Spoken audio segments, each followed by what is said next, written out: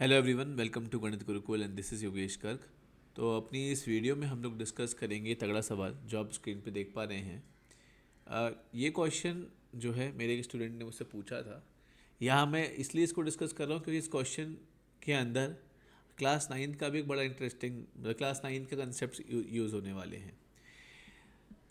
पहले ऑब्वियसली मुझे एक चीज़ सिखानी भी है इसमें, लेकिन मैं पहले क्वेश्चन की बात कर लेता हूँ कि एग्जैक्टली क्वेश्चन में क्या क्या चीज़ें हैं, है ना। तो या जस्ट अ मिनट।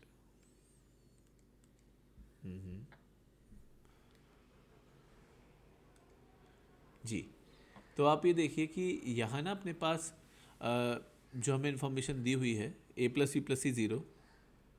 तो आई बिलीव आप ये बात तो समझते ही होंगे कि a³ + b³ + c³ = 3abc हो जाएगा, है ना। इस बात का तो हम यूज़ कर ही सकते हैं, ठीक है। ऑल्सो अगर a+b+c 0 होगा, अच्छा जो किया गया वो ऑप्शंस बाद में देखेंगे, पहले मैं वो एक्सप्रेशन पे फोकस करना चाह रहा हूँ। वो बहुत इंटरेस्टिंग एक्सप्रेशन है। a+b+c 0 है तो उसका स्क्वायर भी 0 होगा। तो a² + b² + c² = -2ab + bc + ca, ये भी हो जाएगा। अब आप देखिए कि जो आपके सामने क्वेश्चन लिखा हुआ है, आप इसका यूज़ करिए। कैसे, समझाता हूँ। देखिए, आपके पास a⁶ + b⁶ + c⁶ है, तो वो पहले वाले के स्क्वायर से आएगा, नॉट एग्जैक्टली स्क्वायर से। वो देखना होगा क्या चीज़ उसमें से घटानी पड़ेगी। तो देखिए a⁶ + b⁶ + c⁶, राइट। ये जो एक्सप्रेशन है आपके पास, आप इसको लिख सकते हो a³ + b³ + c³ का होल स्क्वायर, ठीक है, इसका होल स्क्वायर।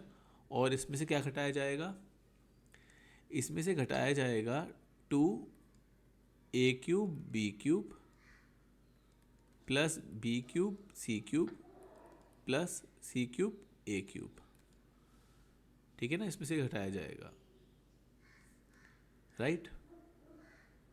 या सॉरी, आई थिंक कुछ, हाँ। देखिए, अभी इसमें से ये आप समझ पा रहे हैं क्यों घटाया गया?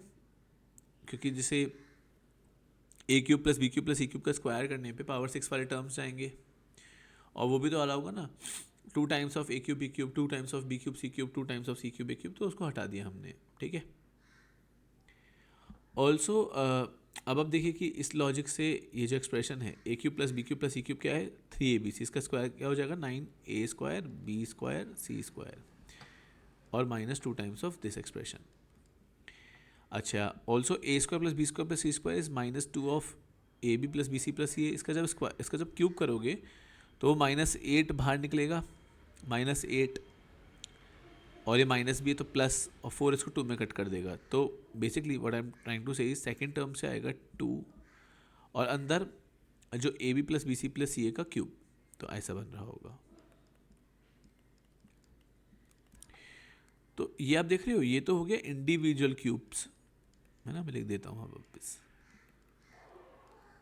ये तो हो गया इंडिविजुअल क्यूब्स, और ये हो गया प्लस, ये -2 है, +2। और लास्ट टर्म जो है वो है, ये कितना बनेगा अपना? 3abc का स्क्वायर क्या हो जाएगा? 9a² b² c², है ना। और यहाँ पे अपॉन 3 भी है, मतलब वही इसका मतलब 1/3 हो जाएगा। बेसिकली मेरे कहने का मतलब है this will be -3a² b² c²। तो यहाँ से तो मतलब कुल मिला के अगर हम इसके लिए एक बात कहें कि एक तो टर्म आ गई 6a² b² c², और फिर जो पार्ट बच रहा है ना, वो बड़ा इंटरेस्टिंग सा है। 2ab + bc + ca का होल क्यूब माइनस ab का होल क्यूब + bc का होल क्यूब + ca का होल क्यूब। ये शायद आप लोगों का भी कभी मौका नहीं पड़ा होगा ये चीज़ देखने का, है ना। ये बहुत ही बढ़िया एक्सप्रेशन है ना। क्लास नाइन्थ की एनसीईआरटी एग्जाम्पलर में इसके बारे में लिखा हुआ है। मेरी बात ऐसी लगेगी कि शायद कुछ भी बोल रहा हूँ, लेकिन दैट इज़ वेरी ट्रू। ये अपना एनसीईआरटी एग्जाम्पलर में है। क्या चीज़ है ये? x³ + y³ + z³, बल्कि just a minute,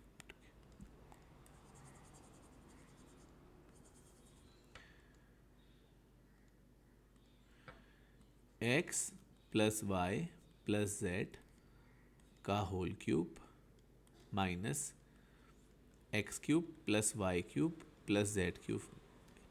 what if मैं आपको कहूँ कि ये फैक्टराइज हो जाएगा बहुत आराम से, है ऐसा क्या? जी हाँ, ये बहुत आराम से फैक्टराइज हो जाएगा। और मैं उस केस की बात नहीं कर रहा हूँ जब x plus y plus z zero है, तब तो ऑब्वियसली वो फैक्टर्स ही बन रहे हैं, वो तो कुछ बहुत बड़ी बात नहीं होगी। लेकिन मैं आपके साथ आपको बहुत इंटरेस्टिंगली इसमें कुछ चीज़ शो करूँगा, ध्यान से देखिएगा। और ये अगेन मैं आपको बोलता हूँ क्लास 9th NCERT एग्जाम्पल का कि आके शो दिस। अब इसमें x plus y plus z का whole cube minus x cube minus common ले लिया y cube plus z cube. अभी देखिए आप यहाँ पर आप a cube minus b cube लगाइए। A cube minus b cube में क्या आएगा? ए माइनस बी, तो वो x plus y plus z minus x, तो सिर्फ वाई प्लस जेड रह जाएगा। फिर a square plus b square plus A b, और minus y cube plus z cube को y plus z y square plus z square minus y z. पूरे में से आप क्या कॉमन निकाल सकते हो? Clearly y plus z. तो अभी अंदर क्या रह जाएगा कुल मिलाकर? X plus y plus z का होल स्क्वायर। आप ना इन दोनों में से भी x plus y plus z common ले सकते हो, मतलब जस्ट थोड़ा और काम आसान करने के लिए अगर हो रहा हो तो मतलब पहले लिख ही देते हैं। X plus y plus z का whole square plus x square plus x into x plus y plus z, है ना, minus y square minus z square plus y z. ऐसा एक्सप्रेशन हो गया, राइट।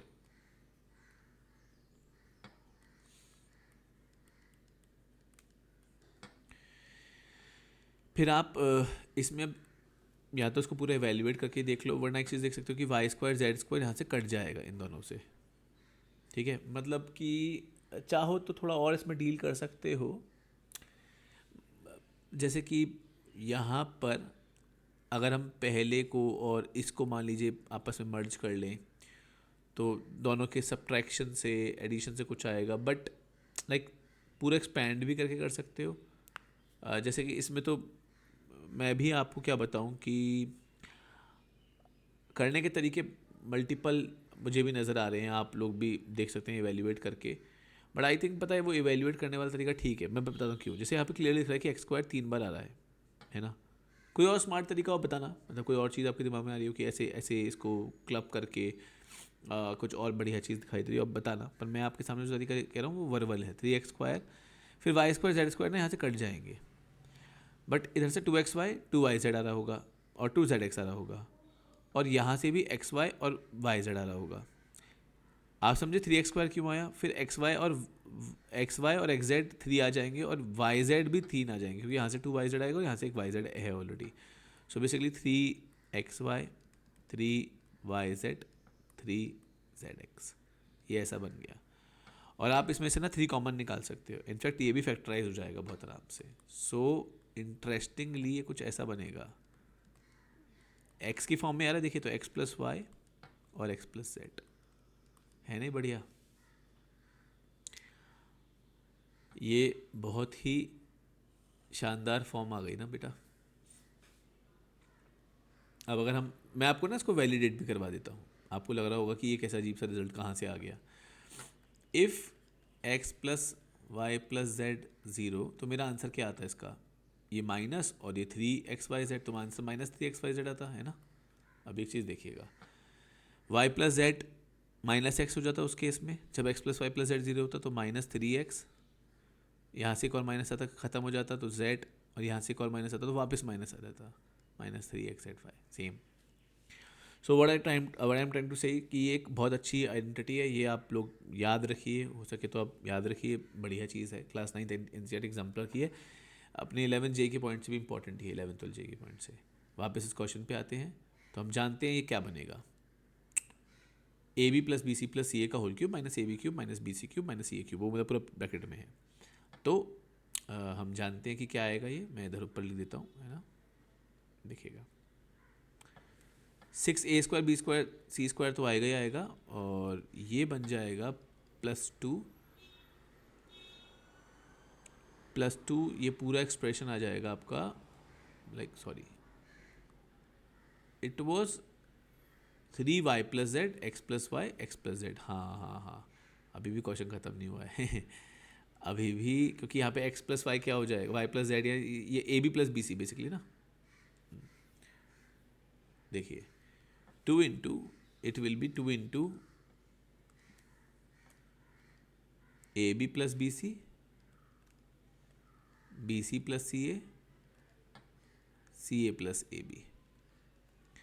तो आप यहाँ से b निकाल लो कॉमन, यहाँ से c, यहाँ से a, तो 6a² b² c² +2 abc, और इधर a + c, फिर b + a, फिर c + b, ऐसा कुछ है ना। थोड़ा आपको, हाँ ये देखिए